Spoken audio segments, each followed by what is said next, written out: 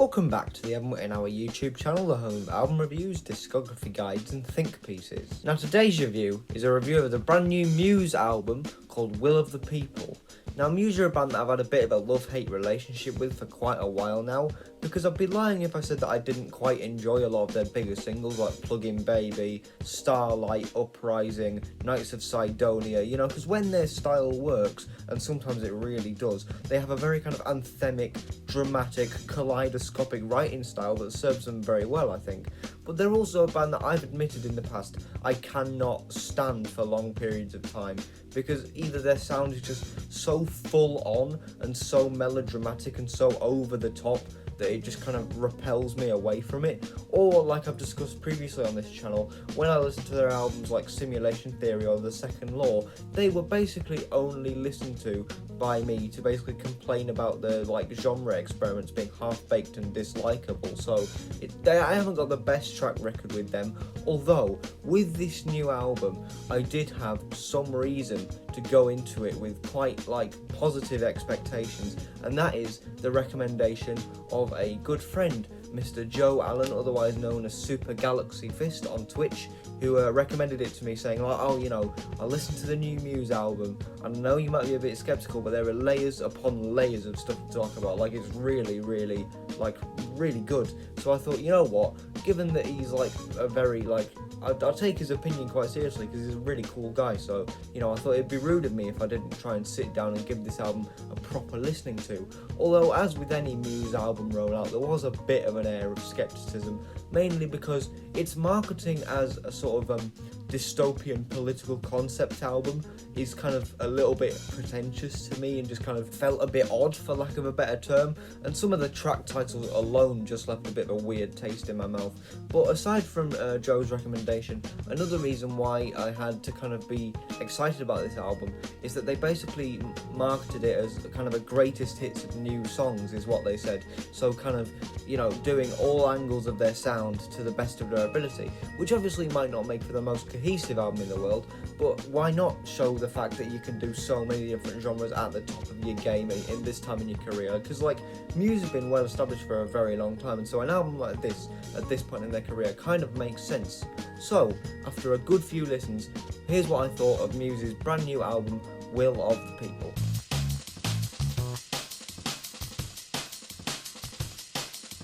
The opener is the title track, and in all honesty, in my opinion, is a bit of a massive misstep, because I basically didn't enjoy a single thing about this song at all, right? Because the whole song is seemingly based on a sort of weird Marilyn Manson interpolation, which doesn't really work too well, because I feel like the gang vocals in the intro do not sound good to my ears at all. They just sound like super kind of grating and irritating to my ears, and very forced in their delivery too. And I don't know, there's something about the instrumental on this, man. Everything from the sort of driving riff to the heavy drum beat, everything about it just makes me feel like I'm listening to an advert for the new Ford Off-Roader or something. Like, it's really like just car commercial core like shit rock music. I mean, you know, this might sound quite harsh, but it's really like tacky and gaudy and not really enjoyable at all.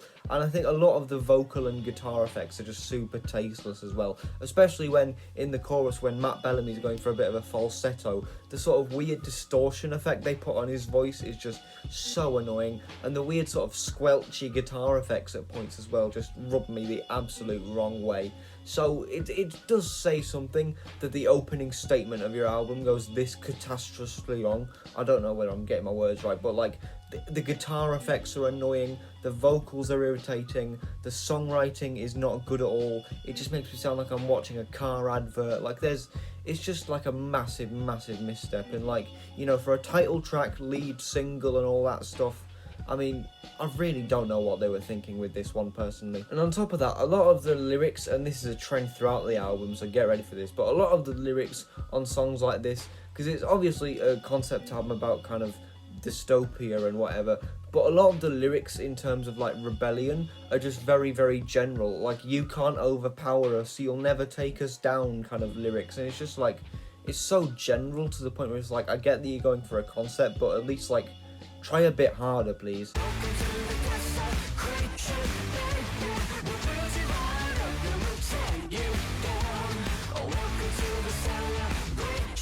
Track number 2 is Compliance, and does admittedly have some very cool musical ideas on it. For starters, I feel like the way they pair up the vocals and the synths in the intro works very well to foster a dramatic vibe, and I know that people have complained that the synths in the intro to this song sound kind of cheesy and 80s and quite tacky, which I mean, yeah, sure, I can kind of see it, but you know what, I think it works in this context, so sue me. And I think that Matt's vocal lines over the top of the synths in the intro, yes, they are dramatic, but not in the way that it kind of repels me against them. In fact, I almost find it quite charming, if anything. And I think when they add the bass line in the intro as well, I think that does a very good job of kind of complementing what's already happening on top of it and kind of not disrupting that too heavily.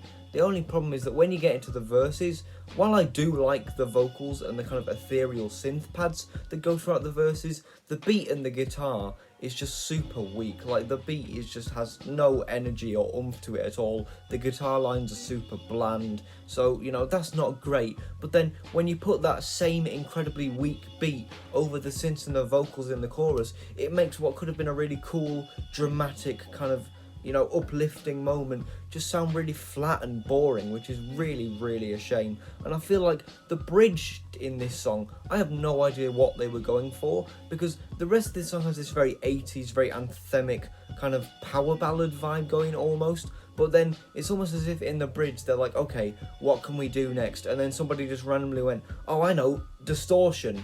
Because the weird, like, distorted guitar drum machine breakdown in the bridge to this song just sounds absolutely horrid. Like, I don't think any of the guitar effects work. The way they distort the drum machines and the guitars sounds absolutely, like, bad and cheap and horrible. Like, I have no idea what they were going for with this. And I also think, like Will of the People, a lot of the lyrics just speak as, like, general dystopia core, just like, we need your compliance, fear is controlling you. Like, it's just so general, and there's not really a lot else to latch onto in this song aside from like some of the vocals and the synth lines, which is really a shame, because as I say, there's some really cool musical ideas here, but it is pretty much the textbook definition of squandered potential, which is really a shame. We just need your compliance. The next track is Liberation, and is honestly the first track on this album where I can sit down and say to you, you know what, I enjoyed this song all the way through. I thought this was quite good. Because, firstly, I've always said that you have to be very, very, very careful with how you use grand piano in a rock context, especially when you're mixing, but I think they carry it off very, very well here. I think the piano itself sounds very kind of shining and glamorous, which is cool, and I also think the drums that they put underneath it have a decent kind of thump and heft to them that kind of give the piano a lot more energy while still not taking away from it as the kind of focal point of the instrumental here. I think Matt's vocals work very well as well. They kind of have a very effective shift between either projected or very subtle in the verses. I feel like while the lyrics aren't great, again, like it's just kind of general, we're going to take you down, we're not having it anymore, kind of rebelliousness, and that's basically the case for every single track here, so I'll probably stop ranting about it. But I feel like, again, the vocals have that very effective kind of shift between styles that Matt plays with very well here. And the chorus and bridge in this song make very nice use of vocal harmonies most of the time anyway, because there are a few times when it kind of gets a bit like, okay, I think that's enough here, but I think for the most time it's done in quite a tactful way, quite an enjoyable way. And while there is a massive Queen influence here, like it's obvious, everything about this song basically screams Queen, but I feel like they carry it off fairly well with a decent helping of drama as well, which is obviously something that Queen always excelled at, and I think Muse do their best to kind of capture that vibe and do it some degree of justice, which I can tell you a lot of more modern bands in the kind of glam rock vein definitely cannot do, so I've got to give them credit there. And as I say, while the verses are very subdued in comparison to the chorus sections, they still don't sound too bad at all, so I think overall this song is easily the strongest so far. And while there is definitely one or two little quibbles that you could have with the song, and I get that for some people such a massive Queen influence can really turn them off, but for me, I think it works fairly well.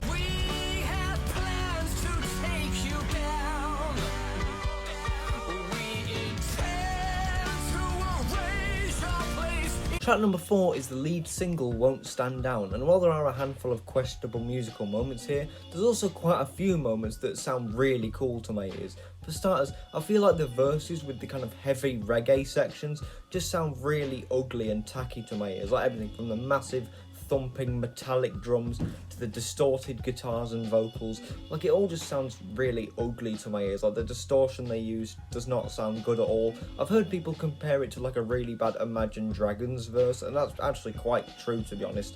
But I do feel like, aside from that, the chorus is really, really strong on this. It kind of is your classic Muse chorus with some very kind of whirling, psychedelic grand synths and a very nice, cool, anthemic vocal line to it as well. A decent bit of momentum too. And obviously, the main thing about this track that people are raving about when it first came out are the metal breakdown sections, which I think actually work very, very well, as they sound very clean, very polished, but also really like kind of gnarled teeth, very kind of thick and kind of just like really hitting. Like, they have a really cool, thunderous, I don't know whether that's the right word, but they have a really cool kind of massive, tough vibe to them, which I really, really like. And I also think that the final breakdown around 2.5 minutes is particularly effective in fostering that same vibe. Although what I would say is that the vocal distortion is maybe a little bit much. Like, you could have had a really heavy song just like with your vocals not being distorted, but I feel like they're kind of in the headspace that distorting things just automatically makes it sound heavier, which isn't the case, and it does kind of take away a little bit, but not to the extent that this track doesn't still absolutely rock in places. So while I do have issues with this song, primarily with the way the verse sounds and how some of the vocals aren't maybe the most standout here, I do feel like a lot of the musical ideas it tries to go for, particularly with the chorus and the metal breakdown sections, go over really, really well. So it's two sides of a coin, but I'd say I'm more positive than negative, if I'm honest.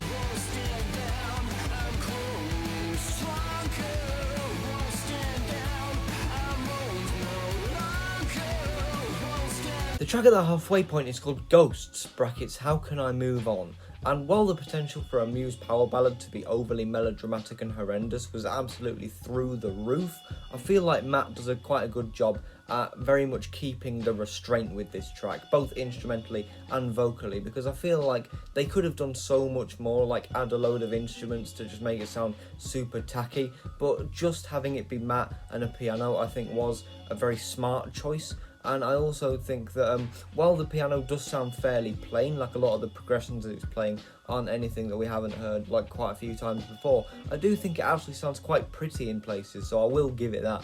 And I feel like with Matt's vocals, he kind of does very, very well to kind of exercise restraint here, because Matt Bellamy's vocals are kind of almost trademark dramatic, so the fact that he was very much able to kind of hang back on this song and only project when absolutely necessary, I think was very, very well done, particularly on this track.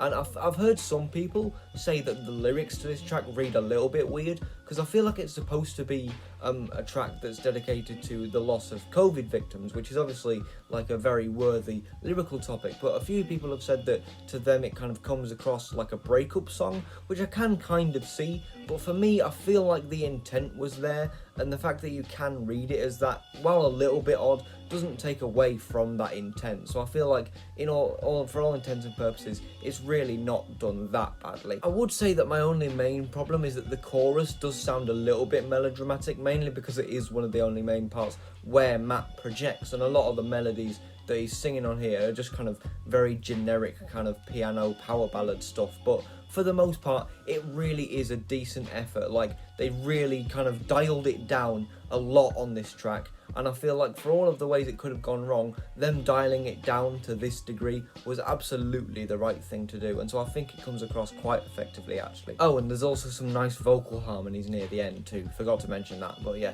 they're pretty cool. How can I move on when everyone I see still talks about you? How can I move on? Track number 6 is called You Make Me Feel Like It's Halloween, and I'm not over exaggerating when I say that this is easily the worst Muse song I have ever heard, I think. And I hated some of that stuff off the Second Law, but this absolutely takes the cake. This is horrible. I don't know what they were going for, because take every kind of really terrible musical or lyrical idea that you could possibly think of going into a song about Halloween, and it's here. Alright, the really like corny, cheesy, like spooky Dracula organs, the cheesy 80s synth stabs, the squelchy synth bass, like the kind of like hushed, like scared sounding vocals throughout the whole of the track, the terrible melodies on the chorus, the horrible like robot vocoder effects. Like it's just like the most tacky, gaudy, horrible thing ever. Like it sounds like parody, and I wish it was parody, but I don't think it is. So the only possible redeeming thing about this song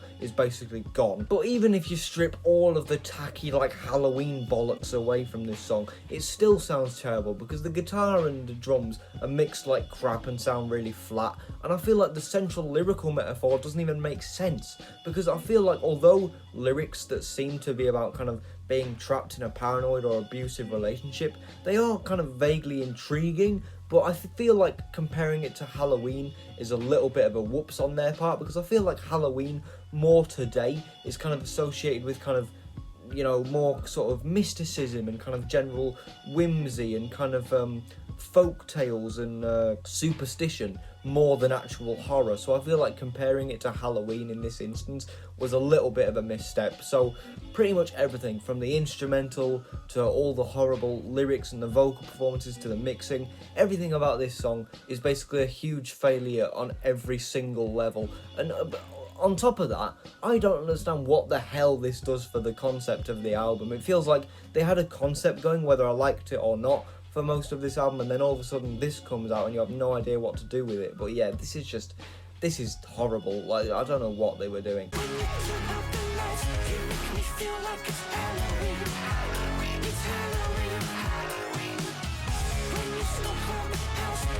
The next track is called Kill or Be Killed, and to put it one way, is an absolute slammer from front to back. I really enjoyed this, because a lot of the riffs on this track are just super heavy and crushing and fantastic, both in the chorus, when it has kind of both a very gnarly, driving riff, but also with some very cool kind of flanger effects going on, which work very nicely. I feel like a lot of the riffs in the more breakdown-oriented sections are super cool as well, just like really deep, chugging, they sound great. I feel like the more kind of progressive rock style riffs in the chorus work very well. So I feel like while there are many different styles going in and out of this song, they all work fairly well. And when I saw in the public and in the kind of lead up to this album where they were saying, oh, on this track we were going for a bit more of a metal influence, I thought, oh god, no. Because like Muse taking on genres is something that they've done in the past on albums like The Second Law and what have you, but they've always gone over terribly. So I thought, oh god, a Muse metal album is probably going to be like one of the worst things ever.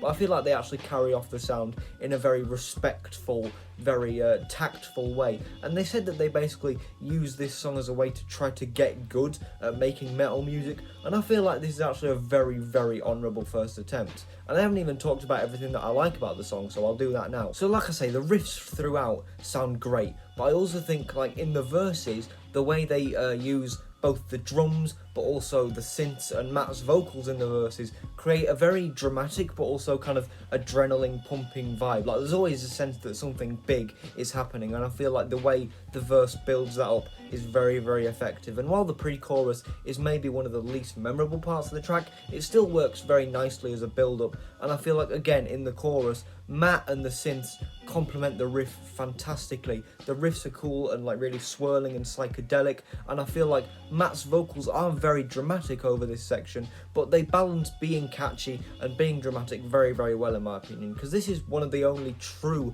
choruses on this album that I think is a proper good anthemic sing-along chorus, and they pull it off very well.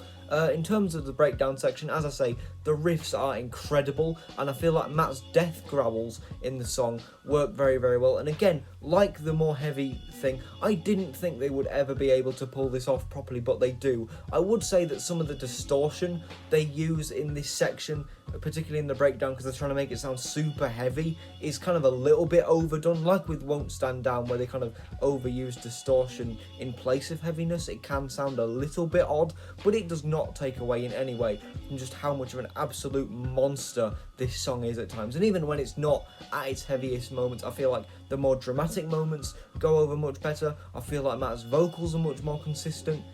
Yeah, this is just a really good song. Like, what else do you want me to say?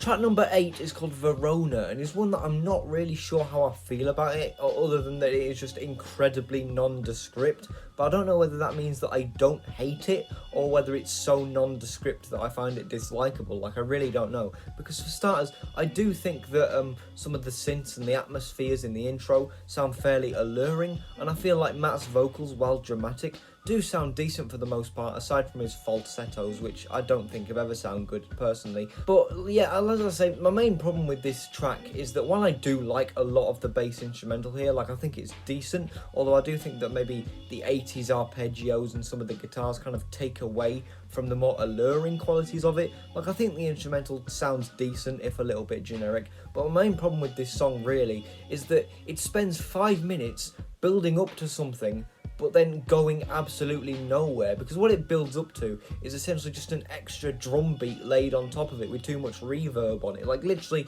it builds up for about 3 minutes and all we get is a reverbed drum beat. Like, come on, this, like, you're essentially building up to nothing here, and I don't know in what world they thought this track warranted a 5-minute runtime, because it's just so boring and monotonous. Like, the bass instrumental is decent, yes, but when it's looped over and over and over for 5 minutes, it kind of starts to lose its charm, dare I say. And like, I think the addition of like the most generic 80s like reverb drum beat isn't exactly the payoff you're looking for after a 5-minute long song like this. So I feel like I don't hate it, because there's nothing about this track that is so abhorrently awful that it just makes me want to vomit, but I feel like it's so nondescript and it's so boring that that's almost a different kind of dislikable.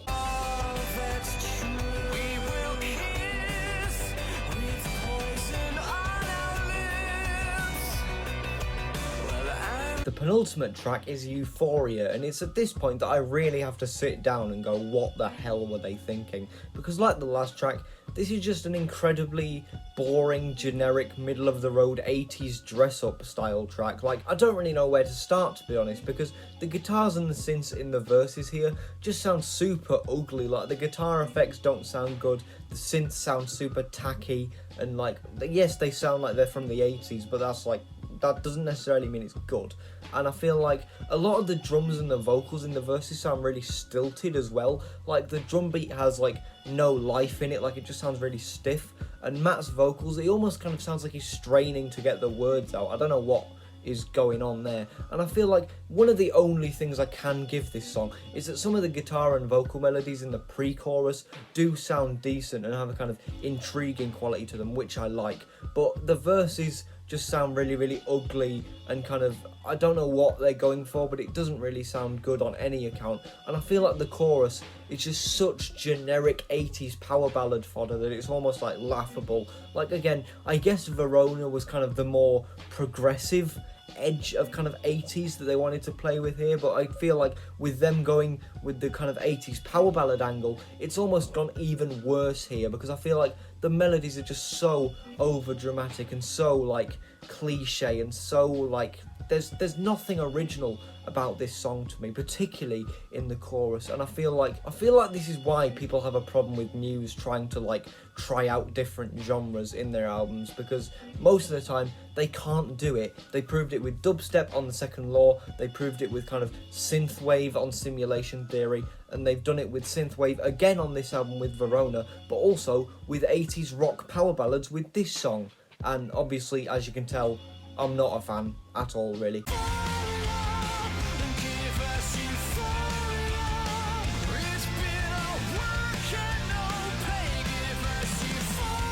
The closer is called We Are Fucking Fucked, which I think you could probably just tell from the title was going to be incredibly cringy, edgy, and try-hard, and of course it is, but you might think that the lyrics, or sorry, the music to this song would maybe be, you know, really grimy, they were really going for some real death metal type stuff, but no, the instrumental here is just super generic, like the flat drums, the boring rock riffs, both of which are mixed terribly, by the way, so like instrumentally it's just incredibly boring, and of course the vocals just absolutely do my head in, but some of the like production decisions on this track just absolutely bewilder me. Like the overly distorted like white noise pre-chorus sounds absolutely horrific, and the chorus, oh my good lord, the chorus, it's just so cringy, it makes my face turn inside out. Like I just absolutely cannot stand it. It's just so like, I feel like it's got this feeling of smugness about it that I just really hate. I saw a review, and I don't know if I can even find it now. If I can, I'll put it in post, but if I can't, I'm sorry.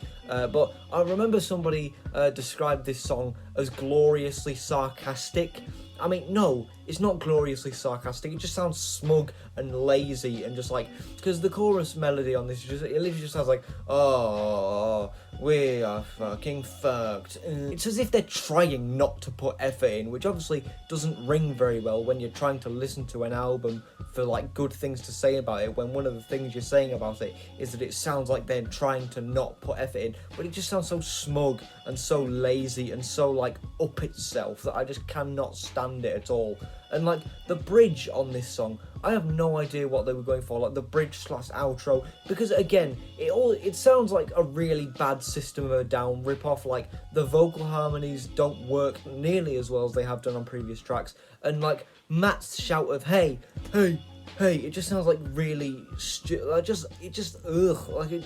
just sounds terrible. I don't know what they were going for. I think they were trying to like inspire some kind of spirit of riotousness, because the riffs and drums do admittedly pick up a little bit here, but it just like leaves such a bad taste in my mouth. Like it was if they're trying to kind of do the dramatic rebelliousness of System of a Down, but then absolutely everything about it is executed in like the worst way possible. I hate this song. I hate how smug it is. I hate how boring it is. I hate how much it tries to tie into the central themes of the album, but in doing so does the central concept of this album a massive disservice. Like it's as if, yeah, that's it. It's like they tried to sum up this like every single theme about this album, but did so in an absolutely worse way, and in doing so almost discredited the entire concept, which is almost admirable in a way, but obviously not in a good way. And you know what, to give this review its proper ending that it deserves, I'm just going to read you my ending notes for this song verbatim. A simultaneously generic, obnoxious, unlikable, edgy song that does both the concept and the album as a whole absolutely no favours. There you go.